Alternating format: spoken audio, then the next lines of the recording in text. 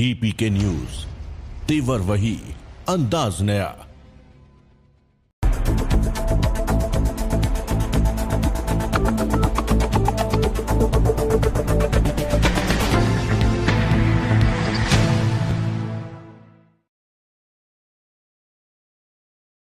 नमस्कार, हमारा राजस्थान बुलेटिन में आपका स्वागत है। मैं आपके साथ हर्ष चौधरी।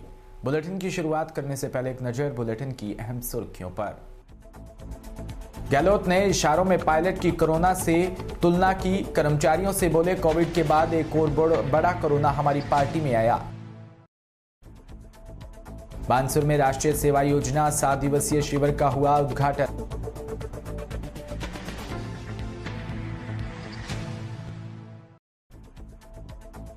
जोधपुर में गणतंत्र दिवस की तैयारियां जोरों पर, छात्राओं द्वारा लोक गीतों पर नृत्य का किया अभ्यास।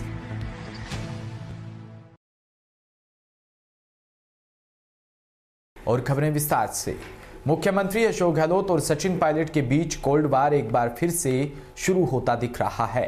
कर्मचारी संगठनों के साथ सीएम गहलोत की बजट पूर्व हुई बातचीत का एक वीडियो सामने आया है, जिसमें बिना पायलट का नाम लिए उन्होंने सियासी संकट और पायलट की तुलना कोरोना से कर दी।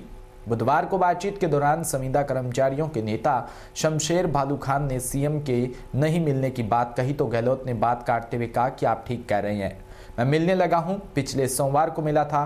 क्या हुआ कि पहले कोरोना आ गया, फिर एक बड़ा कोरोना और आ गया हमारी पार्टी के अंदर। कभी उपचुनाव, कभी राज्यसभा चुनाव, और राज्यसभा चुनाव में भी वोट कहीं पर पड़ रहा है, हम कहीं हैं। बहुत खराब समय था, जो समय बीता है वो अलग तरह से बीता है। इसके बावजूद भी आपके सहयोग, आशीर्वाद, समर्थन और दुआओं से हम शानदार स्कीम लेकर आए हैं। उस कारण से सब बातें ढक गई। अगर हमारे बजट अच्छे नहीं होते तो आप और हम जिस माहौल में बात कर रहे हैं वो नहीं कर पाते। गहलोत ने कर्मचारी नेताओं से कहा कि 4 साल में जो बर्बादी हुई हमारी खुद की, जिस प्रकार से दिन खराब हुए, मिलना नहीं, जुलना नहीं, कभी कोरोना से टाइम नहीं मिला, फिर मुझे 3 बार कोरोना हुआ, पोस्ट कोविड से फिर हार्ट का स्टंट लग गया। मैं आप लोगों की शिकायत से सहमति रखता हूं। अब मैं मिलने लगा हूं, सोमवार को मिलता हूं। अगर जरूरी काम से बाहर चला गया तो आपको मिलने का समय बता दूंगा।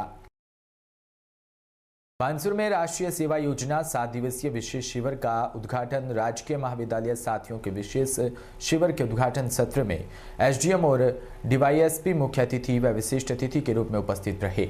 सभी महाविद्यालय स्टाफगण अपनी स्वार्थ भाव से सेवा कर दूसरे दिन यहां पर श्रमदान किया जाएगा। इसके अलावा जो शिविर होगा उसमें मालियों की ढाणी गांव हमने गोद ले रखा है, वहां पर छात्रों को ले जाकर श्रमदान व सामाजिक सर्वे करवाया जाएगा। 2 दिन के लिए यहां पर चिकित्सा विभाग के अधिकारी आज की बीमारियों के बारे में बताएंगे, जिसमें रीतिक सेवा अधिकारियों को आमंत्रित किया जाएगा। यहां पर विभिन्न प्रतियोगिताएं करवाई जाएगी। इस प्रकार की राजकीय महाविद्यालय बानसूर में राष्ट्रीय सेवा योजना की एक इकाई संचालित होगी। एनएसएस का 7 दिवसीय वर्कशॉप जो है उसका उद्घाटन किया गया और उसके अंतर्गत हमने बच्चों को एनएसएस में किस तरह से पार्टिसिपेट करना है उसके लिए उनको उद्बोधन दिया है। और उनसे हमने ये गुजारिश भी की है कि एक तो हमारे टोबैको फ्री अलवर कैंपेन है, उसके अंतर्गत इनको शपथ भी दिलवाई है और इनको बोला है कि आप तंबाकू उत्पाद इस्तेमाल के लिए लोगों को और जागरूक करें, उनको मना करें।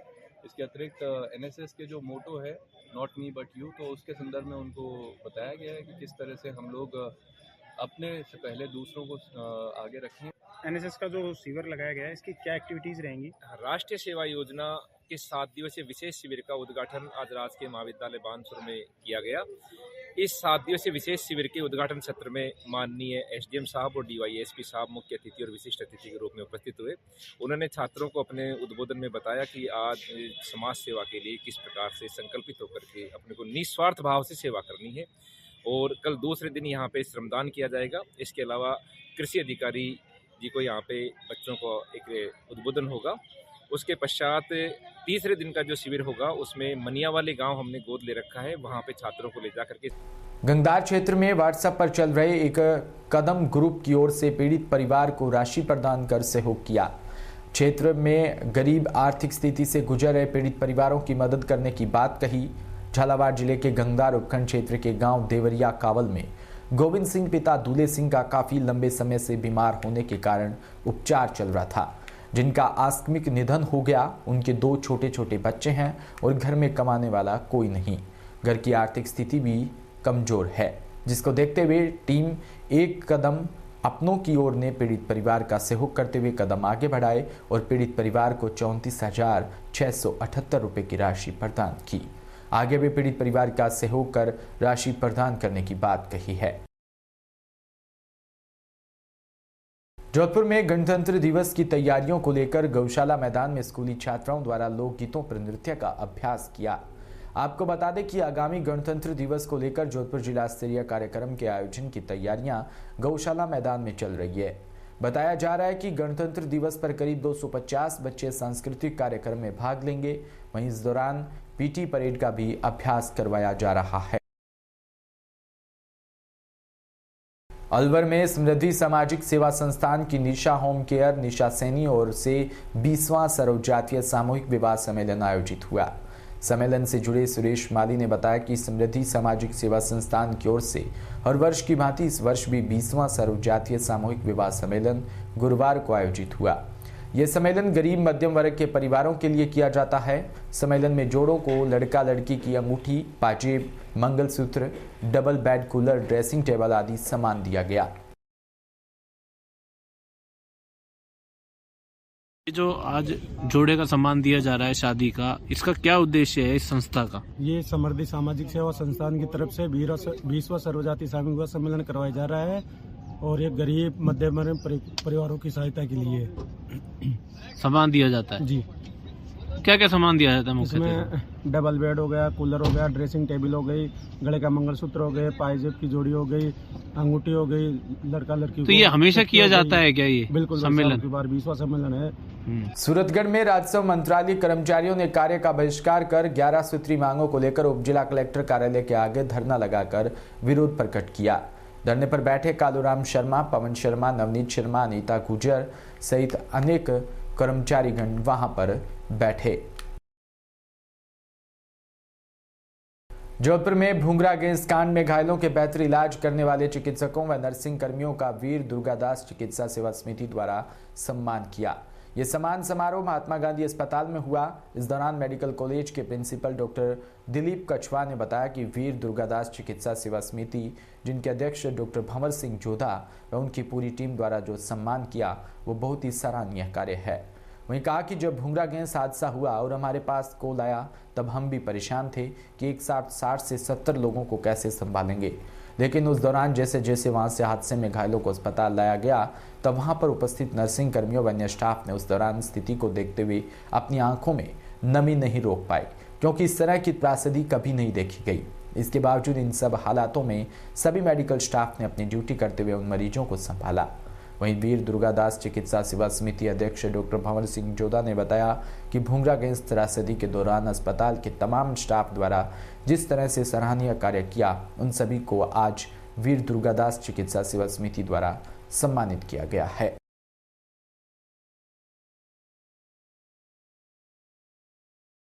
सम्मान की ये जो सेवा इनकी जो वीर दुर्गादास स्वास्थ्य सेवा समिति चिकित्सा सेवा समिति के अध्यक्ष भंवर सिंह जी जोधा एवं समिति के विभिन्न पदाधिकारी एवं सदस्य, इन्होंने जो ये कार्य किया है ये बहुत ही सराहनीय है।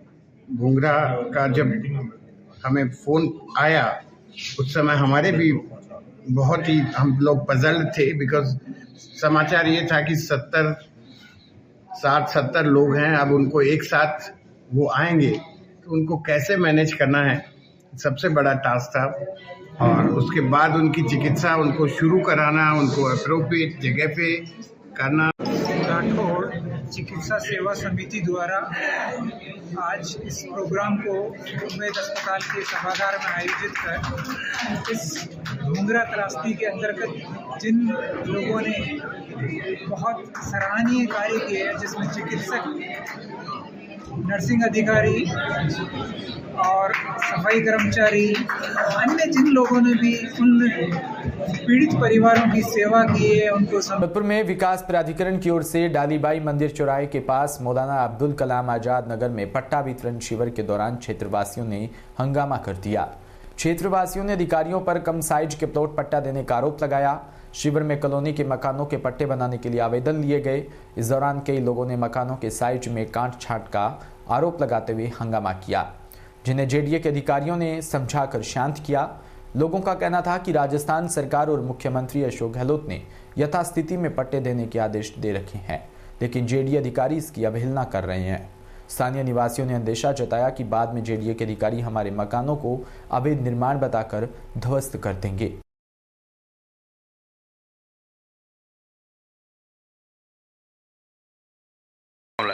हमारा ये मामला मौलाना अब्दुल कलाम आजाद के अंदर इन्होंने एक कैंप लगाया गया है। इस कैंप के अनुसार इन्होंने क्या है कि 5-5 फुट की जगह इन्होंने काट दी है। मुख्यमंत्री द्वारा ये दिया गया था कि यातायात द्वारा हमें पट्टे दिए जाएंगे। ये पट्टे नहीं दे रहे हैं, ये जमीनों को काट के दे रहे हैं। आने वाले टाइम के अंदर ये चीज़ काट दी जाएगी। हमें 25 बाई 40 के जो प्लॉट है, हमें 40 बाई 25 के, हमें 40 का प्लॉट चाहिए। और जो 25 बाई 50 के प्लॉट है, हमें 25 बाई 50 के प्लॉट चाहिए। नहीं, अभी रजिस्ट्री सिस्टम कराई थी, रजिस्ट्री कितने की करवाई थी आपने? कितने की साइज की रही थी? 25-40 का हमारा। और अभी ये जो कर रहे हैं, ये कितना काट के कर रहे हैं? ये अभी कार्य कर रहे हैं, सब इकट्ठ कटा के हमें 5-5 फुट काट के दे रहे हैं। ये कह रहे हैं कि आने वाले टाइम में भी हमारी ये प्लॉट अगर हो सकता है तो हमारी जमीन जाएगी। हमें ये लिख के दे दें। ये चीज़ कंडीशन में हम मुख्यमंत्री और हमारे जेडीए अधिकारियों से निवेदन करते हैं कि हमें ये अनुसार हमें पट्टे इशू करवाएं। अलवर शहर के कालाकुआ सैटेलाइट हॉस्पिटल में हॉस्पिटल के गेट के बाहर मोटरसाइकिल व कार अतिक्रमण का रूप ले लेती है, जिससे मरीजों और एम्बुलेंस आम जनता को अतिक्रमण होने से ये भारी परेशानी। कई बार इमरजेंसी मरीज भी एम्बुलेंस में होते हैं तो गेट पर काफ़ी वाहन खड़े होने से एम्बुलेंस को दिक्कत का सामना करना पड़ता है। ऐसे में हॉस्पिटल प्रशासन को इस पर ध्यान देना चाहिए ताकि गाड़ी के अतिक्रमण होने से मरीज की जान भी जा सकती है। पार्किंग ठेकेदार केदार गुजर ने डीपीके न्यूज़ चैनल की टीम को बताया कि हम कई बार वाहन हटाने के लिए बोलते हैं, लेकिन वो लड़ने पर उतारू हो जाते हैं।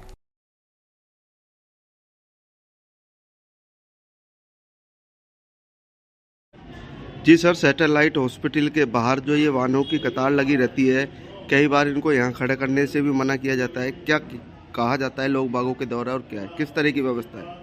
इस तरीके की व्यवस्था है कि लोग बाग कहने के बावजूद भी नहीं मानते हैं। कई बार टोका गया है, कई बार लड़ाई झगड़े भी हो चुके हैं। स्कूल के बच्चों की छुट्टी होने के बाद में रोड पे जाम लग जाता है, ना ही आना जाना होता, ना ही कुछ। डॉक्टरों को भी निकलने में दिक्कत होती है, मरीजों को भी निकलने में दिक्कत होती है। एम्बुलेंस को कई बार तो एम्बुलेंस को बाहर नहीं जाया जा सकता, इतना तगड़ा जाम हो जाता है। तो कई बार आपने हॉस्पिटल प्रशासन से की? हॉस्पिटल प्रशासन को कई बार मैंने वो दे दिए लेटर लिख के, कई बार बातें भी हुई हैं पर कोई कार्रवाई नहीं होती। तो क्या ये बाहर जो अतिक्रमण होता है इसको हटाया जाए? अतिक्रमण को हटाया जाए, जिससे कि लोग बागों को भी परेशानी ना हो और हमको भी परेशानी ना हो। ठीक, क्या नाम है आपका? केदार सिंह गुजर। इसी के साथ बुलेटिन में इतना ही। नमस्कार।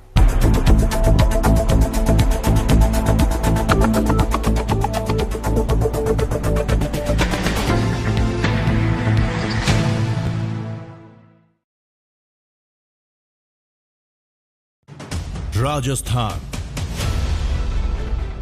समृद्ध विरासत है इसकी शान, रंग बिरंगी पहचान।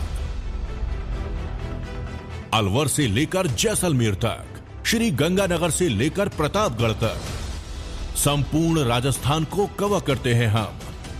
राजस्थान